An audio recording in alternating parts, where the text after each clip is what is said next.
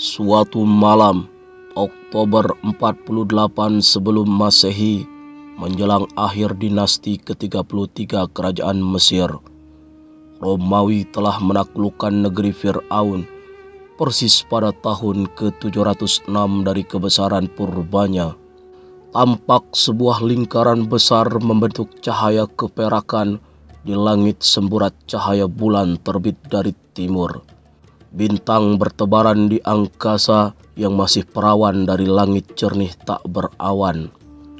Di bawah bintang dan langit, di apit laut Mediterania dan gurun Sahara, tersimpan dua kisah yang menggambarkan latar belakang peradaban. Sebuah istana dan para prajurit. Istana itu tampak tua dan pucat, bekas bangunan gaya Syria yang memudar karena lumpur. Sudut halamannya berbentuk segitiga, dengan pintu gerbang di bagian depan dan dinding lain terdapat jalan tembus. Di setiap jalan tembus ini tampak tumpukan batu yang cukup tinggi untuk penjaga istana melakukan pengintaian dan mengawasi segala sesuatu di balik dinding istana. Dan halaman serta seluruh sudut pusat kerajaan ini diterangi cahaya api obor yang menggantung di dinding. Prajurit terbagi dalam dua kelompok. Satu kelompok di depan istana, dekat gerbang, sedang serius berjudi dengan pemimpin mereka, Kapten Belzanor. Seorang perwira berumur 50 tahun. Tombaknya tergeletak di tanah di samping lututnya. Ia sedang membungkuk melemparkan dadu. Seorang pemuda Persia melirik dengan cerdik menantangnya. Belzanor adalah tipe orang tua yang selalu ingin menggurui dan penuh ambisi. Tangkas, mahir dan terampil, memaksa orang dengan kejam untuk melayani. Tak mau membantu dan sombong ketika tidak memerlukan orang lain. Mantan sersan yang cekatan, jenderal yang berkuasa, dan diktator yang ambisius. Matanya tajam, menyimpan sejuta misteri, tapi semua akan memudar jika diiming-imingi emas permata. Belzanor bekerja dengan kemampuan yang luar biasa, bertumpu pada kekuatan utamanya, kemenangan yang gemilang. Kelompok lainnya di sebelah dalam istana. Seorang penjaga baru saja menceritakan kisah jenaka pada sepasukan prajurit yang berjumlah kira-kira 1 lusin kalau dihitung. Mereka tertawa terbahak-bahak mendengar kisah konyol yang diceritakan. Semua prajurit muda Mesir yang terdidik menjadi kaum bangsawan dan gagah, apalagi dilengkapi dengan senjata dan baju besi, tertarik pada permainan dan cerita lucu tadi. Permainan dan tertawa merupakan hal yang paling menyenangkan dalam hidup mereka. Tombak tersandar di dinding atau tergeletak di tanah di dekat tangan mereka. Perilaku seperti itu sungguh memprihatinkan karena Julius Caesar, sang diktator Romawi, sedang melancarkan serangan ke negaranya. Belzanor masih tenggelam dalam permainan judi yang mengasihkan dengan si orang asing asal Persia, dan seperti kebiasaannya, dia sangat yakin mampu mengalahkan pemuda itu hingga membuatnya kehilangan sikap waspada. Tawa sekelompok prajurit yang terbuai dengan cerita-cerita jenaka itu sudah reda, sedang orang Persia berlutut karena gembira setelah memenangkan lemparan dadu terakhir.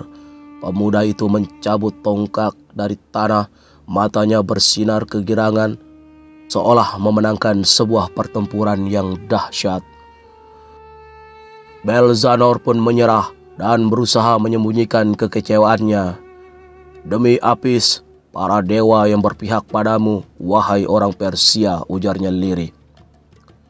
Sekadar untuk diketahui, Apis yang disebut oleh Belzanor adalah dewa kesuburan yang memelihara gandum, tanam-tanaman, tumbuhan, dan hewan ternak. Dia dewa utama di daerah Memphis. Menurut kepercayaan Mesir kuno, ia diturunkan oleh sebuah sinar yang berasal dari surga. Dewa ini dilambangkan dengan sapi jantan. Kembali ke cerita, pemuda Persia itu tersenyum, mencoba memancing ambisi kemenangan yang selalu terpancar dari semangat hidup Belzanor. "Coba lagi, Kapten, 2 kali saja, baru setelah itu kita berhenti." "Tidak, aku sudah tidak bersemangat lagi," jawab Belzanor. Suaranya berat, menahan kemarahan yang berkecamuk di dada. Baru kali ini ia mengalami kekalahan telak yang tak pernah terbayangkan dalam hidupnya. Tiba-tiba mereka dikejutkan oleh teriakan keras seorang pengawal. Belzanor mencengkram tombaknya dan berjalan penuh waspada di sekitar dinding. Semua prajurit berjaga di dekat gerbang itu berusaha menyelidik sumber suara aneh yang muncul dari kegelapan. Seorang prajurit berteriak lantang, "Siapa di sana?" "Bayangan setan telah tiba," hanya sepenggal suara pendek dan melengking yang terdengar, sedang sang pemilik suara masih tersembunyi dalam kegelapan malam. Semua diliputi rasa was-was dan bersikap waspada. Belzanor, sang pemimpin, berpikir sejenak, lalu memanggil salah seorang penjaga. "Biarkan pemilik suara itu mendekat," ujarnya memerintah, dan memberi isyarat agar semua prajurit siap siaga. Setelah menjatuhkan tombaknya, seorang penjaga berseru, "Muncullah lebih dekat, wahai bayangan setan." Sedang Belzanor setelah mengantongi dadu segera mendekati salah seorang penjaga. "Ayo kita sambut orang ini dengan hormat," ujar Belzanor ringan, seperti sudah mengerti siapa sosok di balik kegelapan itu. Kemudian para penjaga mengambil tombak dan melangkah tegak dengan segudang keberanian ke pintu gerbang, melepas palang dan membuka pintu yang kokoh dan tebal, dan jalan utama istana itu pun terbuka lebar untuk dilalui sekelompok orang yang dipimpin oleh sang bayangan setan. Penjudi asal Persia tak mau ketinggalan. Segera ia bangkit dan berlutut lalu berseloroh, "Apakah setan telah datang? Terus bagaimana cara taruhannya?" Mendengar pertanyaan menjengkelkan ini, Belzanor langsung naik pintam. "Hai orang Persia bodoh, diam saja kamu." Nampaknya pemimpin rombongan adalah orang penting. Tiba-tiba saja para penjaga membungkukkan kepala, memberi penghormatan layaknya menyambut pejabat penting istana dan mempersilahkan mereka masuk. Orang yang disebut bayangan setan tadi memakai pakaian yang berbeda dengan para penjaga istana. Ia kelihatan lebih gagah, tegas, dan rambut tercukur rapi. Tak heran ia disebut sebagai pemimpin pasukan berani mati. Tapi tampak lengan baju kirinya sobek, sikunya terluka dibalut. Tangan kanannya memegang sebilah pedang Romawi. Sambil melangkah sombong ke halaman istana, ia memberi perintah kepada para penjaga, "Pergilah lumuri tombakmu dengan lemak babi hutan." Kemudian ia menatap lurus ke arah Belzanor. "Sebelum pergi, orang-orang Romawi akan memakan kalian dengan rakus," katanya memperingatkan. Belzanor sudah mengapitnya di samping kiri, sedang si Persia berjalan di sebelah kanannya. Sesaat mereka cuma terdiam dan memegang kesombongan diri sebagai sesama perwira.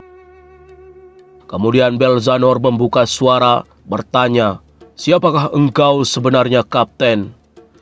"Saya Belafris, keturunan para dewa." Langsung saja Belzanor memberi hormat dan berseru, "Selamat datang, Belafris." Kemudian disusul sambutan semua orang kecuali si Persia. Ia malah mengeluarkan perkataan yang tidak lazim. Semua prajurit ratu adalah keturunan dewa. Lalu dengan seenaknya ia berseru pada Belafris, "Hai orang asing, selamatkan aku. Aku orang Persia, keturunan raja-raja." Tanpa menghiraukan seruan si Persia, Belafris menjawab penghormatan Belzanor dan pasukannya. Sejurus kemudian ia menatap tajam pada si Persia dan berteriak mengandung kutukan, "Hidup kematian!" Langsung saja Belzanor berbicara pada Belafris, "Kamu selamat dari pertempuran, Belafris, padahal kamu hanyalah seorang prajurit." Lalu ia bertanya, "Apakah kamu akan membiarkan ratu menjadi korban kekalahanmu?" "Saya tidak akan membiarkan itu terjadi. Leher kita akan segera terpenggal. Tidak peduli prajurit atau kaum perempuan, semuanya akan dipenggal," jawab Belafris. Si Persia menyela sambil menatap Belzanor, "Aku sudah mengikutimu." Aduh, celaka bagi seorang penjaga seperti disergap ketakutan. Bel-Afriz menatapnya dan berkata penuh yakin, "Tenang, tenang wahai orang Ethiopia malang." Lalu ia memandang wajah Belzanor penuh selidik. "Apa yang dikatakan orang mati itu kepadamu?" tanyanya sambil menunjuk orang Persia. "Dia mengatakan penguasa Romawi Julius Caesar dan pasukannya yang berjumlah besar sudah mendarat di tanah kita dan akan menjadi pemimpin Mesir. Orang Persia ini takut pada pasukan Romawi," jawab Belzanor. Kemudian ia berteriak lantang sambil menghadap ke halaman istana yang luas. "Wahai kaum petani, bangkitlah untuk menyuburkan tanah dan bawalah bajak. Wahai tukang besi, penggiling padi, penyamak kulit, mari bekerja sama dengan keturunan para dewa. Kita pertahankan negeri ini dari kekejaman Romawi." Para prajurit menyambut seruan Belzanor dengan pekikan menggema. "Hidup petani, hidup tukang besi, hidup penyamak, hidup keturunan dewa."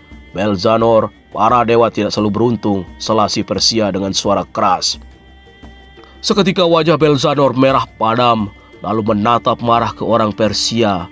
"Sebagai sesama manusia, apakah kita tidak lebih buruk daripada budak-budak Kaisar?" Kemudian ia mendekati Bel-Afriz dan berkata tegas, "Dengarlah, kami orang Mesir tak akan gentar. Kami seperti para dewa yang disembah Romawi." Para prajurit bersorak ramai, menggemuruh ke seluruh halaman istana. "Benar, benar," seru mereka. "Tapi Kaisar tidak menjebak rakyatmu untuk melawan keturunan dewa. Dia cuma ingin melempar seorang prajurit ke mukamu dan menghinamu sebagai orang yang paling lemah, seperti dia melempar batu dengan ketapel. Aku telah melawan mereka dan aku tahu itu," ujar Bel-Afriz memperingatkan. Dengan nada mengejek, Belzanor bertanya, "Apakah kamu takut?" Langsung saja para prajurit tertawa, senang dengan kecerdikan Belzanor, kapten mereka. "Tidak, wahai saudaraku," jawab Bel-Afriz. "Tapi pasukanku berhasil dipukul mundur," lanjutnya. Sejenak ia terhenti, seperti berpikir, dan dengan agak ragu ia kembali berkata, "Sebenarnya pasukan Kaisar sudah takut, tapi mereka memporak-porandakan kami seperti mengejek."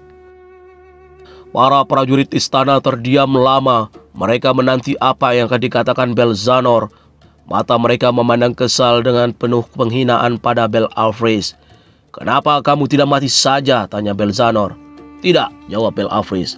"Saya tetap ingin dilihat sebagai keturunan para dewa. Sudah tak ada waktu lagi bagi kita untuk memperdebatkan hal ini. Semua sudah terjadi. Saat ini kita menghadapi pasukan penyerang yang akan menghancurkan Mesir dari segala penjuru." "Sebenarnya orang Romawi pengecut," kata Belzanor, ingin memberi semangat baru pada para prajurit. Bel-Afriz membantah dan meminta Belzanor agar waspada dan hati-hati. Mereka tidak peduli disebut pengecut. Orang-orang Romawi bertempur hanya untuk menang. Kebanggaan dan hadiah perang tidak berarti apa-apa dibandingkan kemenangan itu. Kembali semua terdiam, dan semangat prajurit istana Mesir itu pun disapu ketakutan. Mental perang mereka hilang, bagai gurun tak berbadai. Terbayang di wajah mereka kekuatan dahsyat pasukan Romawi menyerbu dan meluluh lantakan istana Mesir seperti meniup lilin dengan mudahnya. Bersambung.